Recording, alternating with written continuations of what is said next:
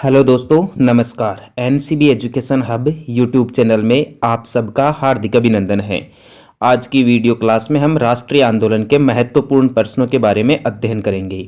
अपना क्वेश्चन देखिए। 1885 में इंडियन नेशनल कांग्रेस की स्थापना किसकी पहल पर की गई थी? दोस्तों, ए.ओ. ह्यूम को भारतीय राष्ट्रीय कांग्रेस का जनक या पिता माना जाता है। तो 1885 ईस्वी में महाराष्ट्र के मुंबई में कांग्रेस की स्थापना ए.ओ. ह्यूम के द्वारा की गई। दूसरा क्वेश्चन देखिए। भारतीय राष्ट्रीय कांग्रेस का प्रथम अधिवेशन कब और कहां हुआ? दोस्तों, 28 दिसंबर 1885 ईस्वी को मुंबई में हुआ था भाई। तत्कालीन बम्बई कहा जाता था इसको, आज मुंबई के नाम से जाना जाता है। तो ये अच्छा सवाल है कि कांग्रेस का प्रथम अधिवेशन कब हुआ था। जिस समय इसकी स्थापना हुई उसी समय इसका प्रथम अधिवेशन हुआ, यानी 28 दिसंबर 1885 को, और बम्बई में हुआ। ध्यान रखना, 28 दिसंबर को कांग्रेस दिवस मनाया जाता है। अगला क्वेश्चन देखिए। कांग्रेस के प्रथम अधिवेशन की अध्यक्षता किसके द्वारा की गई थी भाई? व्योमेश चंद्र बनर्जी या डब्ल्यू.सी. बनर्जी, ये नाम आप ध्यान रखना।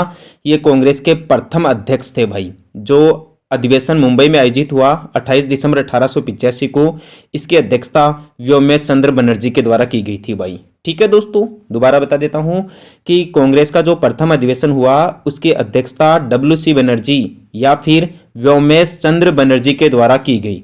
अगला क्वेश्चन देखिए। आर्य समाज के संस्थापक कौन थे भाई? आर्य समाज की स्थापना दयानंद सरस्वती को माना जाता है भाई। दयानंद सरस्वती ने नारा दिया था, वेदों की ओर लौटो, या वैदिक संस्कृति का जो ज्ञान है वो मुख्य रूप से दोस्तों दयानंद सरस्वती के द्वारा फैलाया गया। और सबसे पहले स्वराज की अवधारणा भी दयानंद सरस्वती के द्वारा ही दी गई। जो बाल गंगाधर तिलक थे वो स्वामी दयानंद सरस्वती के विचारों से ही प्रभावित थे। तो आर्य समाज की स्थापना स्वामी दयानंद सरस्वती के द्वारा की गई। अगला क्वेश्चन। राजा राममोहन राय द्वारा किसकी स्थापना की गई भाई? राजा राममोहन राय के द्वारा तो ब्रह्म समाज की स्थापना की गई। दोस्तों, ब्रह्म समाज क्या है? ये ब्रह्म समाज दोस्तों जो समाज में जो कुप्रथाएं व्याप्त थी उनको समाप्त करने के लिए राजा राममोहन राय के द्वारा शुरू किया गया भाई। और राजा राममोहन राय को ब्रह्म समाज का पिता या जनक माना जाता है। ध्यान रखना दोस्तों, राजा राममोहन राय को आधुनिक पुनर्जागरण का पिता भी कहा जाता है भाई। इन्होंने सती प्रथा का घोर विरोध किया था। अगला क्वेश्चन देखिए। वर्नाक्यूलर प्रेस एक्ट किसके शासन में पारित किया गया था? जिस समय दोस्तों वर्नाक्यूलर प्रेस एक्ट पारित किया गया, यदि वर्ष की अपन बात करें तो 1878 ईस्वी में वर्नाक्यूलर प्रेस एक्ट पारित किया गया था। और इस समय governor general viceroy lord Lytton थे। ध्यान रखना, वर्नाक्यूलर प्रेस एक्ट क्या था भाई? ये दोस्तों समाचार पत्रों पर जो प्रतिबंध लगाया गया था उसी को वर्नाक्यूलर प्रेस एक्ट के नाम से जाना जाता है, या प्रेस पर जो प्रतिबंध लगाए गए उसी को वर्नाक्यूलर प्रेस एक्ट के नाम से जाना जाता है। Next question. पूना सार्वजनिक सभा की स्थापना किसके द्वारा की गई थी भाई? दोस्तों, पूना स्थान भारत के महाराष्ट्र राज्य में है और यहाँ पर जो सार्वजनिक सभा की स्थापना की गई वो महादेव गोविंद रानडे के द्वारा की गई थी। तो बहुत ही अच्छा सवाल है, कई बार ये कंपटीशन एग्जाम्स के अंदर पूछ लिया जाता है कि पूना सार्वजनिक सभा की स्थापना किस राष्ट्रीय विचारक के द्वारा की गई थी? महादेव गोविंद रानडे के द्वारा की गई थी भाई। बहुत ही अच्छे विद्वान थे, इन्होंने स्वतंत्रता आंदोलन में काफ़ी ज़्यादा योगदान दिया।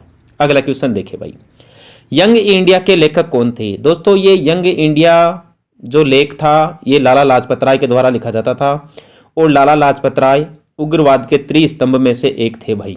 उग्रवाद के त्रिस्तंभ में मुख्य रूप से 3 व्यक्तियों का नाम लिया जाता है, लाल, बाल और पाल, यानी लाला लाजपत राय, बाल गंगाधर तिलक और विपिन चंद्र पाल। तो इस प्रकार यंग इंडिया के लेखक लाला लाजपत राय को माना जाता है। अगला महत्वपूर्ण क्वेश्चन देखिए दोस्तों। इल्बर्ट विधेयक किस वायसराय के काल में पेश किया गया था? दोस्तों, इल्बर्ट विधेयक लॉर्ड रिपन जो भारत के वायसराय थे इनके शासनकाल में पेश किया गया था। बहुत ही अच्छा सवाल है। इल्बर्ट बिल या इल्बर्ट विधेयक किसके शासनकाल में पेश किया गया था? लॉर्ड रिपन के शासनकाल में। आप यह बात भी ध्यान रखना कि लॉर्ड रिपन को भारतीय स्थानीय स्वशासन का जनक या पिता कहा जाता है। इन्होंने भारत में पंचायती राज की शुरुआत की। अगला क्वेश्चन है, आज़ाद हिंद फौज का गठन किसके द्वारा किया गया था भाई? दोस्तों, आज़ाद हिंद फौज इसका गठन तो सुभाष चंद्र बोस के द्वारा किया गया था।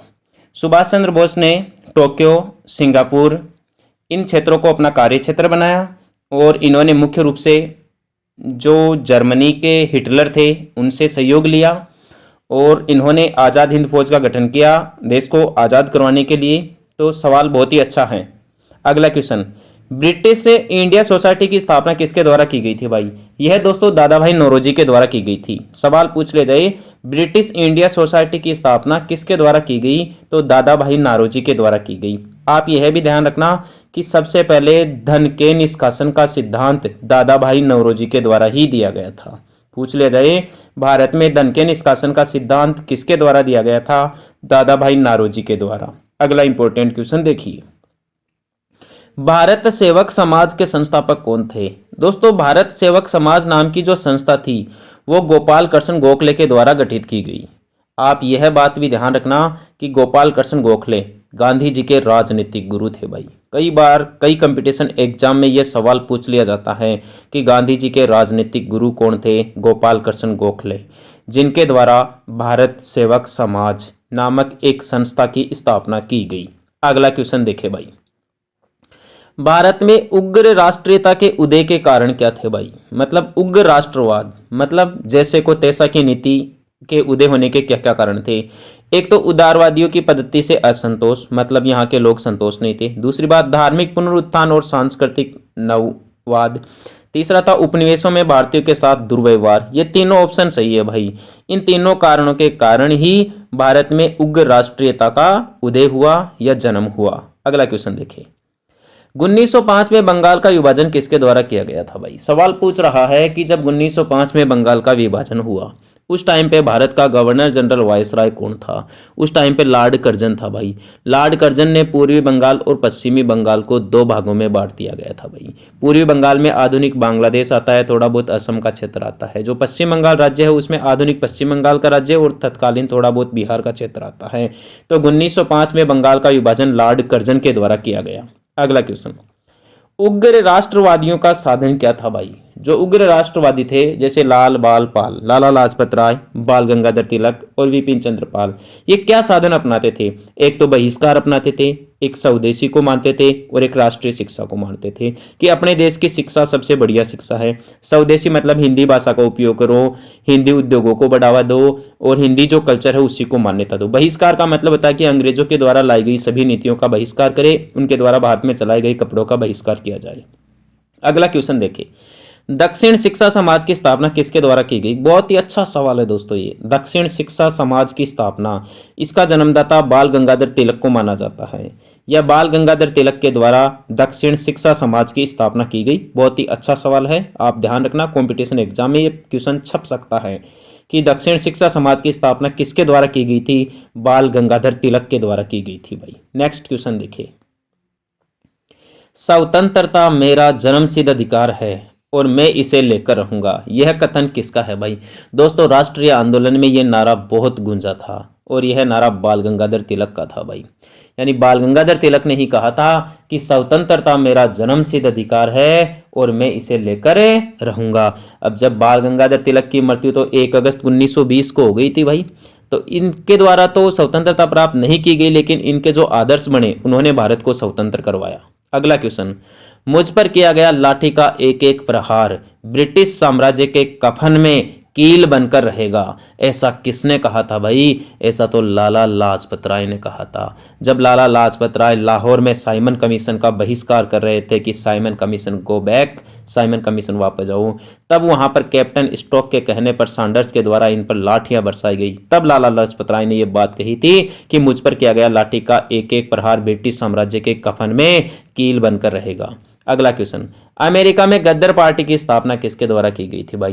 दोस्तों अमेरिका में गद्दर पार्टी की स्थापना की गई थी लाला हरदयाल के द्वारा और गद्दर पार्टी का गठन 1913 ईस्वी में किया गया था। बहुत ही अच्छा सवाल है, ध्यान रखना।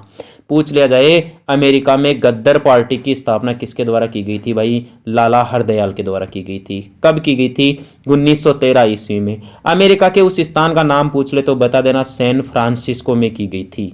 नेक्स्ट क्वेश्चन देखिए, कांग्रेस के उदारवादी व उग्रवादी नेताओं में वास्तविक रूप में विभाजन किस अधिवेशन में हो गया था? दोस्तों सूरत अधिवेशन हुआ था गुजरात में, जहां पर कांग्रेस यानी कि कांग्रेस में जो दो दल बने थे दोस्तों, एक तो गरम दल और एक नरम दल।